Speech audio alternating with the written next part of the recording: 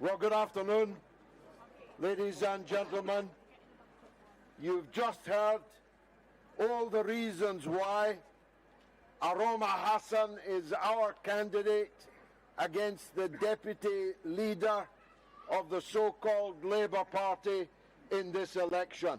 What a breath of fresh air Aroma will be for Ashton-under-Lyne.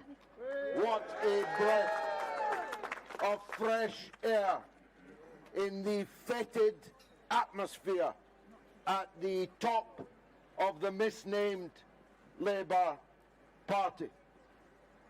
But this is the third launch that I have done in less than 24 hours.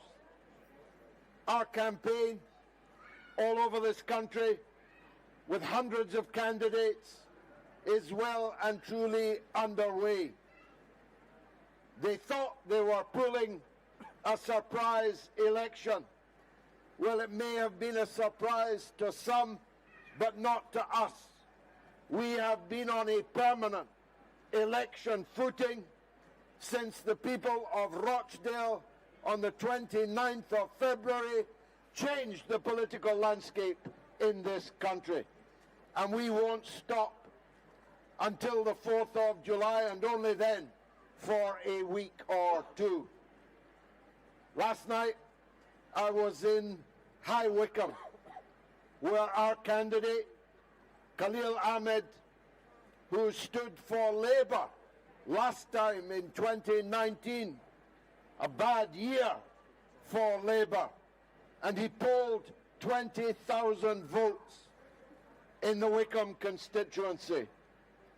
And I said last night, if he pulls 20,000 votes again, on the 4th of July, he's going to be the MP with a landslide in High Wycombe, and we are confident that we can do it. Yesterday afternoon, I was in Ealing Southall, launching our huge campaign in London, where we have scores of candidates, practically a candidate in every constituency in the whole of Greater London. That's how off and running we are. Our campaign has started exceptionally well, while Keir Starmer's campaign has blown up in his face. Blown up in his face.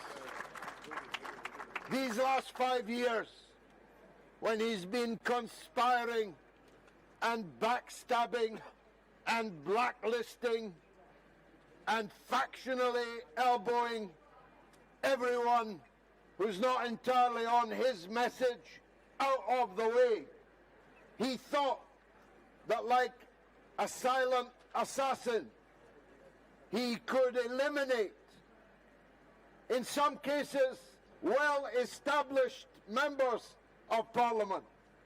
In other cases, exceptionally well-placed challengers. Let me deal with that one. As it happens, I shouldn't tell you this, but I will, as nobody's listening. Ian Duncan Smith had already packed his bag for retirement and no doubt elevation to the House of Lords. His staff had packed their bags and were applying for new jobs. How do I know that? Because they're in the next door office to me. And I know that the staff were applying for other jobs, if you get my meaning. They believed they were out, that the Labour candidate who came close to beating Ian Duncan Smith last time would sweep him away at the general election. So what does the genius, the grown-up Keir Starmer do while the young woman is out canvassing for her election with her baby in a sling over her shoulder? Keir Starmer sacks her because years ago she liked a Facebook post which Keir Starmer has decreed makes her unacceptable as a Labour candidate. The fact that the Facebook page or post had been posted by an American Jewish comedian of international renown, Jon Stewart, of The Daily Show, and because that post showed a little bit of sympathy for the Palestinian people undergoing a genocidal series of massacres, the Labour candidate was sacked. She was sacked and immediately replaced by a member of, supporter of the Friends of Israel. That's what the genius Keir Starmer thought would win the election in Chingford and Woodford. Well, I've got news for you. Ian Duncan Smith has unpacked his bags. He thought he was definitely out, but now he's definitely in. There are no circumstances in which Labour can now capture that seat. Now, according to Rishi Sunak, just half an hour ago, Keir Starmer's not really the leader of the Labour Party. He says the leader of the Labour Party is really Angela Rayner. Well, we've all got problems if Angela Rayner is the real leader of the party which would appear to be definitely going to emerge as the biggest party in the House of Commons when it reassembles after July the 4th. Because nobody knows better than you what kind of character Angela Rayner is. I mean, I said that Aroma would be a breath of fresh air. Well, there's a bit of fresh air needed here in this constituency after Angela Rayner's time as Member of Parliament here. Whether it's OnlyFans or whether it's registering her children at the wrong address for sentimental reasons. Do you ever hear of that? Do you ever hear of somebody who registered their children to vote at a false address for sentimental reasons? The police investigation, the tax that was avoided, the questions over whether she told the truth about her own personal affairs are an embarrassment here in this constituency, but much more serious for the country is that Angela Rayner has lied her way over the last 9 years in order to ditch anybody that she was ever close to. Ask Jeremy Corbyn, if you don't believe me, to turn her back on anyone who ever believed in her, to defile the self-image of herself that she promoted as a friend of the working class, as a friend, for example, of the Palestinian people. I see some in the audience today.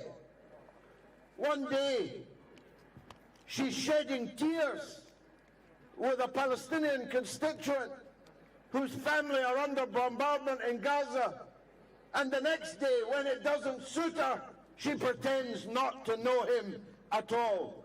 This is a double-dealing, two-faced, fork-tongued deceiver that you have as a Member of Parliament here. And Aroma Hassan will be a welcome breath of fresh air. But back to Keir Starmer. He did the same with Diane Abbott. one of the most established members of Parliament in the country, one of the best known faces in politics in the country. She entered Parliament on the same day. We're exactly the same age.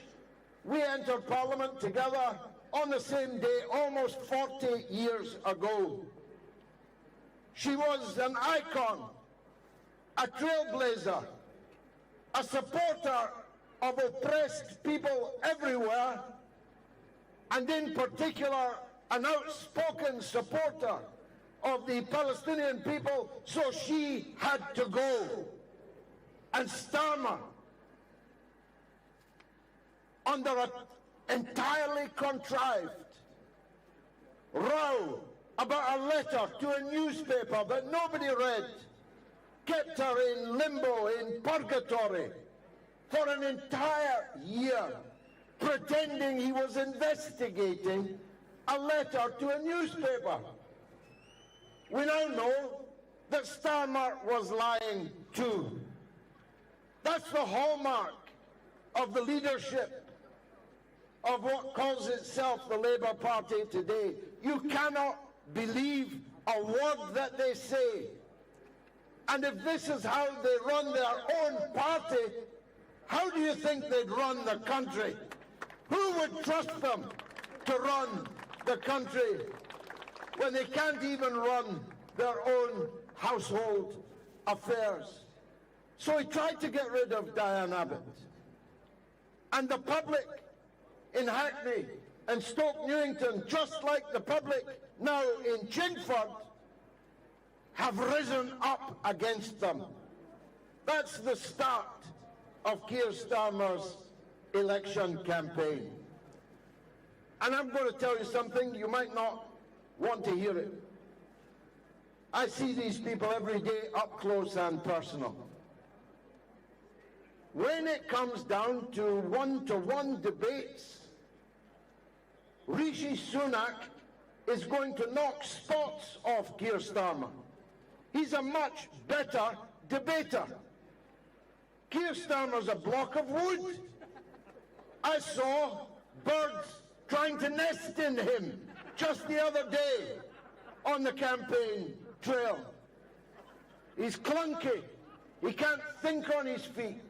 He needs a barrister's brief in order to bore the judge to death. Well, you can't do that in a general election. You've got to be nimble. Jack, be nimble. Jack, be quick. Jack, jump over that candlestick. Keir Starmer would trip over the candlestick. In fact, he placed the candlestick down there so he could trip over it. This man is accident-prone. And he's going to be found out when the general election hones in on which of these two people will be the Prime Minister. Now, some of you are thinking, well, surely we want Sunak out. Nobody wants that any more than I do, trust me. You remember his reaction when I won the by-election. He flew an RAF plane down from Lossiemouth in the dark, got out a lectern that was too big for him, because he's very, very small, trust me. He's even smaller than you think he is. He wears elevator heels. I used to think that was a kind of Hollywood thing. But he literally has elevated heels. That's how small he is. But he's still far more effective in close quarter fighting than Keir Starmer will ever be. And some of you will say, well, isn't this about the lesser of two evils? Labour, Tory, same old story, two cheeks of the same arse. And I say this, if you vote for the lesser of two evils, evil always wins. And nothing ever gets better. But in this case, again, some of you might not like this. I could not tell you which is the lesser of the two evils, Keir Starmer or Rishi Sunak. They're both equally evil to me. And I don't know, if asked to choose between this cheek or that cheek of an arse, that I have any preference. I want to boot that arse hard on the 4th of July in the general election, because nothing good will come out of a Starmer victory or a Sunak victory, because they are indistinguishable on everything that matters. Whether it's the economy, whether it's society. This is Blair versus Blair, this election campaign. Sunak's a Blairite, and Starmer is a Blairite. They have the same views on social, cultural, and political issues. But I must move on to what the television wants me to talk about. Keir Starmer has a bigger problem even than the ginger growler herself. His biggest problem is that he has supported the worst genocidal massacre seen on earth since 1945. Seen.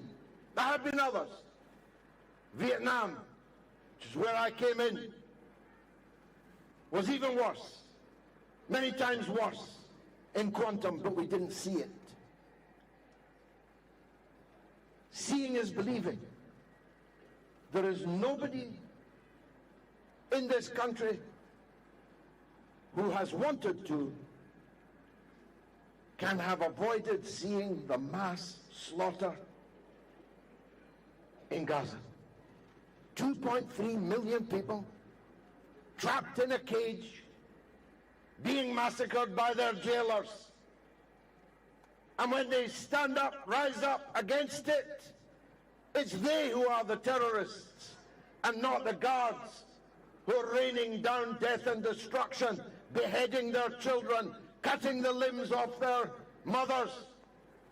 Rivers of blood are running in Gaza, and Keir Starmer has supported it from the first day and until this day. And that is Keir Starmer's biggest problem. Because there are millions of people in this country of whom you are a mere snapshot. I make that point because most of the people in this audience are white English people. They try to tell you that the only people who care about beheaded children in Gaza are Muslims. That's a lie. All Muslims, of course, care about it. But millions of other British people care about it too. I estimate more than 5, maybe 7 million people in Britain are acutely distressed about what they're watching. And most of that 7 million used to vote Labour. In fact, Keir Starmer's counting on them to vote Labour. And if they don't vote Labour, how does he win any kind of landslide majority? Do the maths. If those millions vote for independence, like Jeremy Corbyn, for independence, like Andrew Feinstein, who's fighting Starmer, for the Workers' Party, like me, like Aroma, and the hundreds of other candidates that we are fielding, if those millions vote for us, I'll be in the running to be the Prime Minister of Britain, not Keir Starmer and Rishi Sunak. So that's Starmer's biggest problem, and as so often, Shakespeare provides the words to describe the dilemma. That blood is on his hands. all the perfumes of Arabia cannot extinguish these damned spots of blood that are upon him. Moreover, he can't go on, he can't go back. Like Julius Caesar, crossing the Rubicon, steeped in blood so far that you cannot work out whether it is bloodier to go on or to go back. He can't change his unequivocal, without qualification, support for Zionism and Israel, because then the people he has so earnestly worked to bring to his side will turn against him. And neither is there a cost-free way of continuing. Every child that's murdered, every mother that is slaughtered, every father scrambling amongst the rubble trying to find their loved ones, every one of those is a nail in the political reputation of Keir Starmer and the so-called Labour Party that it supports. So there's no way out, and there's only 6 weeks of this campaign. Labour are the genocide party. The Tories are the genocide party. Who wants to vote for genocide? Who wants to vote for child slaughter? Not many. And even them that do so without love. They move not out of love. Nobody loves Keir Starmer. Not even his, well, I can't speak for his family, but not even his own party loves Starmer, never mind the general electorate. And nobody loves Rishi Sunak. That's why we've got an election. Do you know why the election's on July the 4th? Because if he'd left it any longer, Sunak would have been overthrown by his own members of Parliament. And God knows what we would have got after him. Every time the Tories change leader, it gets worse. Now, we're standing hundreds of candidates. I'm an elected member of Parliament. 326 candidates we're standing. How about that? 326. And I'm their leader, and therefore I'm a candidate for Prime Minister. How then, I say this directly to ITV, how can you have a leaders' debate and I'm not in it? How is that possible? I mean, apart from anything else, without wishing to seem immodest, you'll get far more viewers for your debate if I'm on it than if I'm not on it, and everyone knows that that's the truth. And so,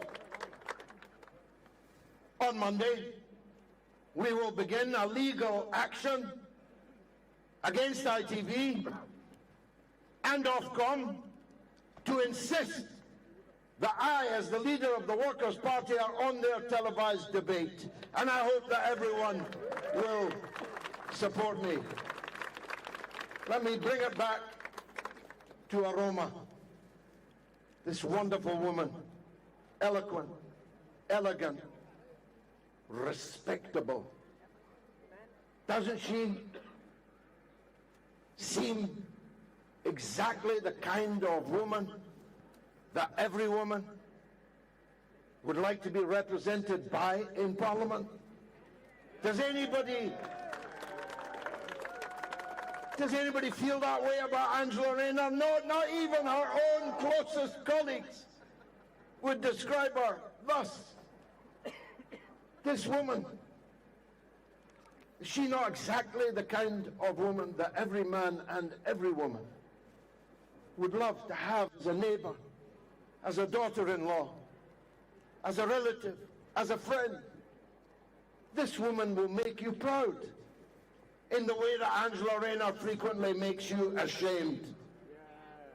This woman would take the House of Commons by storm because she says what she means and she means what she says. That's the difference between her and Angela Rayner. And so, not just because we're relative neighbours, Rochdale and here, not far at all, but because I consider her one of our biggest stars.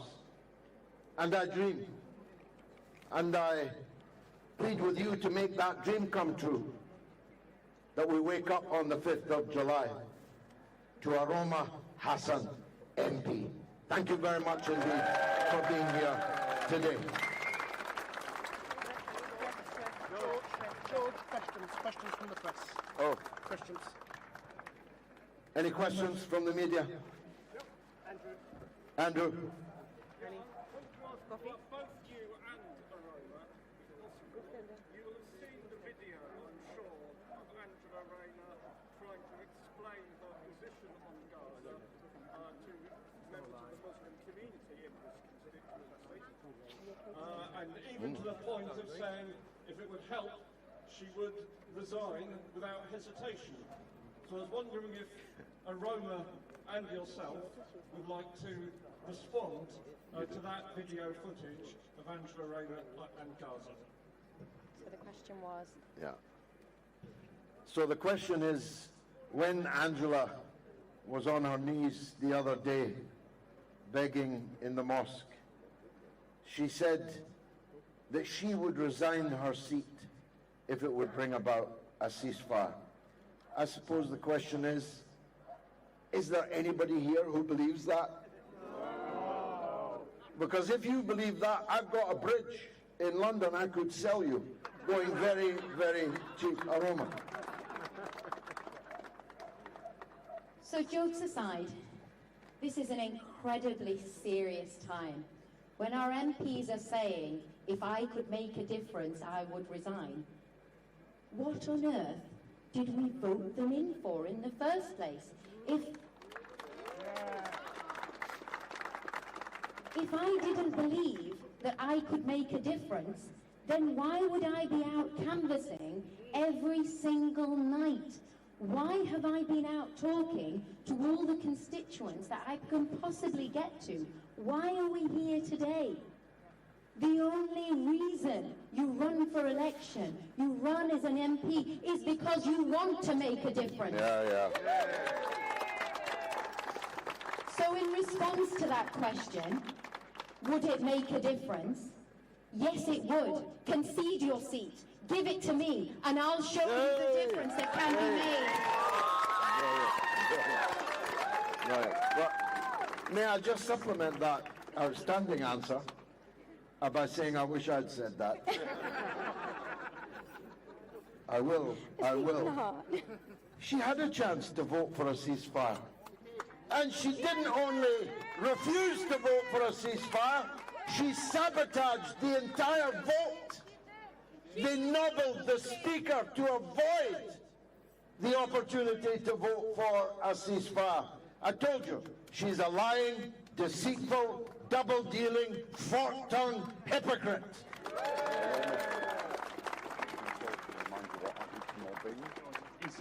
Stephen Sutton from the Manchester Evening News. You'll both be campaigning in Greater Manchester in this election. What are your hopes in this region? How many MPs do you think you can return? And what are your promises to the people in the region? We're standing all over Greater Manchester, and we have high hopes. Not just in the inner city, where, as you know, Steve, we toppled the Deputy Leader of Manchester City Council just a few weeks ago, Councillor Shabazz Sarwar, in the best result, the most significant result in the whole country, actually, because Labour threw the kitchen sink and even the toilet bowl, especially the toilet bowl, at holding that seat, and they failed. We took it.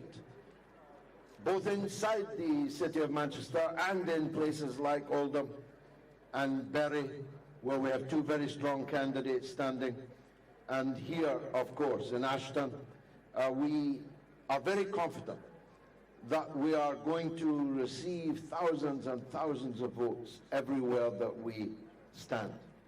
We don't have a target. Our target is 326 because that means I'll be in 10 Downing Street.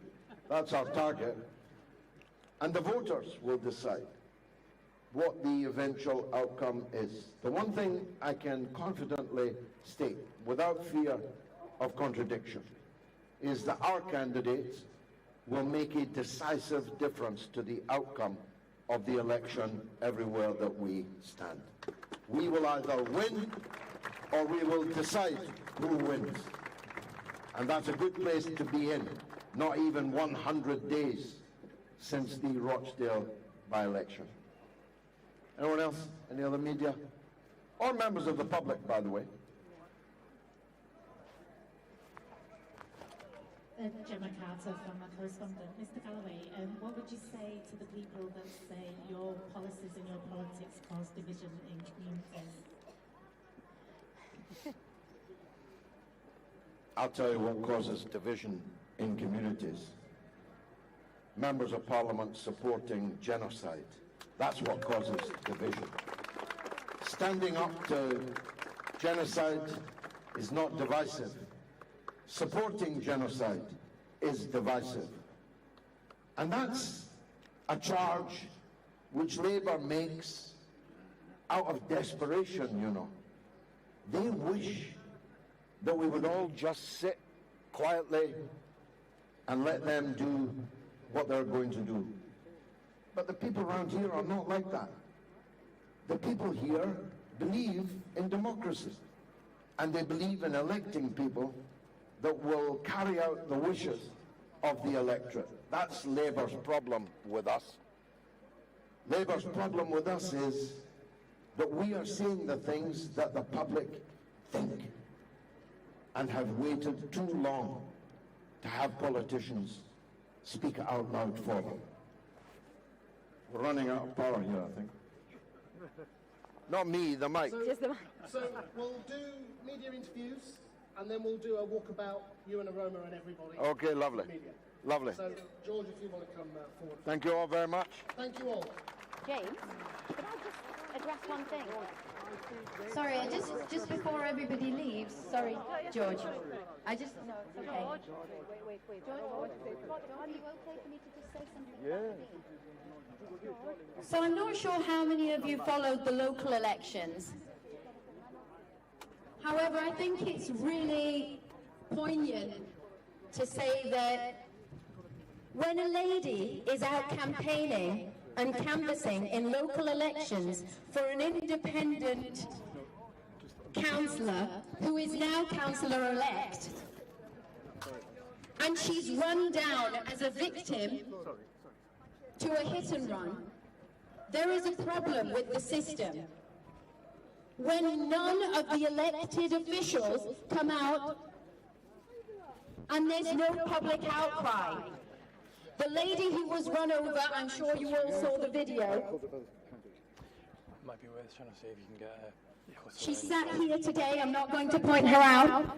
She's just about recovering. She's not able to continue her life as she knew it before the local elections. Yet there's been no accountability. 1, 2, 3, 4, 5.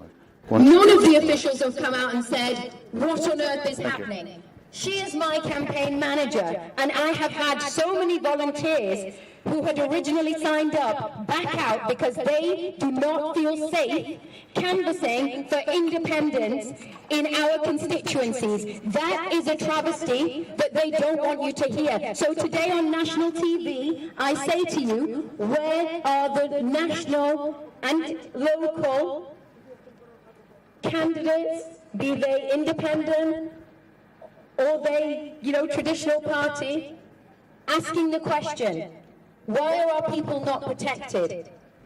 Why is it considered scary or frightening for women to go out canvassing for independent people? We stand with you, Aroma. Thank you. Side, do you want me? Okay. That's very cool. I'm Scott. California, you think you probably went to pool interview for everyone else. Happy?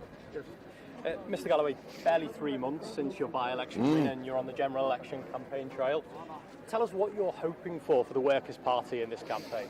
Well, we're standing enough candidates that if everyone votes for them, I'll be the Prime Minister. So that's a big task in a very short period of time. We're only 4 years old, and the party only really took off in the Rochdale by-election. And yet we've managed to find all these hundreds of candidates. We're all self-funded, by the way, paying their own election expenses. And our party is 4 times bigger than it was 100 days ago. So our task is simple: to persuade the maximum number of people to vote for our policies of peace, equality, justice, an end to the slaughter in Gaza, and a new direction for Britain. It's all in our manifesto. I commend it to people. It's a sharp difference from the two cheeks of the same backside that Labour and the Conservatives represent. What does success look like for the Workers' Party on the 4th of July? Well, a parliamentary breakthrough. We've got one elected member of parliament. We have to turn that into many. How many's many? I'll be extremely disappointed if it's not in double figures. How high the double figures would go, and I don't know. But if we can get, let me just pluck a number out of the air, if we can get 200,000 votes across the country, and maybe much more than that, we move up into the Premier League in parliamentary terms. We qualify for state financial support. We are allowed to table motions in the Commons, initiate debates, always be called at Prime Minister's question time, and so on. That will be important, especially if Starmer is the Prime Minister. Because if he's the Prime Minister, I'll be the leader of the real opposition. And everyone would be able to see that. I'll be the one speaking for the people that Labour has abandoned on a daily basis in Parliament with our MPs. That will begin to change politics in Britain forever. You're your party's only MP at the moment. In a few weeks' time, you could have no MPs. Are you prepared for that? Sure, if we get hundreds of thousands of votes and keep on getting bigger and bigger, then we'll still regard 2024 as having been the year of our breakthrough. So no MPs could still be success? If we got hundreds of thousands of votes across the country, it would be an indictment on the electoral system that we have. I've supported proportional representation all of my life. I support it now. The indictment would be on the electoral system if a party with hundreds of thousands of votes had no parliamentary representation. But I really don't think that that hypothetical is going to come to pass. Why should people vote for you? Because we want to make a difference to the ossified British political scene, which is sunk in a kind of depression. We have two parties that stand for exactly the same thing, and that same thing is leading us to disaster. More and more wars, bigger and bigger wars, and maybe the ultimate war just over the horizon. If you want peace, if you want justice, if you want equality, vote Workers' Party. How much does your party's offer revolve around Gaza? Well, of course, as long as Gaza is burning and children are having their heads blown off and limbless children are being carried out of collapsed buildings, Gaza's going to be a major issue in this election. No one can wish that away. And even if, for a short period, the guns fall silent, which they may or may not do, no sign of it yet, the memories of what everyone has seen will last forever. No one who's seen the pictures of these children maimed and murdered will ever forget it, or the politicians who allowed it to happen. Mr. Galloway, at the local elections, you threatened to wipe Labour off Rochdale Council. You didn't do that. Doesn't that suggest that your appeal's a bit too limited in the general election? Except I didn't. This is the second time you've put that entirely false quote to me. I said we will begin the task of wiping Labour out of the town hall in Rochdale. And we did begin that task. And in subsequent local council elections, we will make more and more progress on that. But this is not about me. It's not about Rochdale even. This is our national political launch of a party with hundreds of candidates, and as you can see, quite a well-known leader. If Labour are stopping some left-wing candidates from standing in this general election, do you think that could help you? Oh, for sure. I mean, if you look at the East End of London, where Labour has dropped all white, all Starmer affiliated, mostly Starmer employed individuals into what he thinks are safe Labour seats in areas where the ethnic minority population is pretty close to being a majority population. If he thinks he's going to sail through in these kind of constituencies, he's entirely wrong. Okay. Thank you. How do you rate your own chances in Rochdale in this vote? Obviously, you've only had a few months in the job. Yeah, I'm confident that all the work we did in the by-election and since will see us comfortably re-elected. Do you feel like you've got your own finger on the pulse in the town? We know obviously you made the promise about the maternity services, which the NHS have actually distanced themselves from. You're very poorly briefed for a man from the Manchester Evening News. The Tory Minister of Health promised to reinstate maternity services in Rochdale. It's a great victory. Don't try and belittle it, because Labour will have to match it, won't they? I was going to say, will the Tory promise still stand in 2 months' time? No, but you missed my last answer. Labour will have to match it, won't they? Are you really saying the Tories were going to reopen the maternity in Rochdale, but Labour are going to stop it? Be sensible.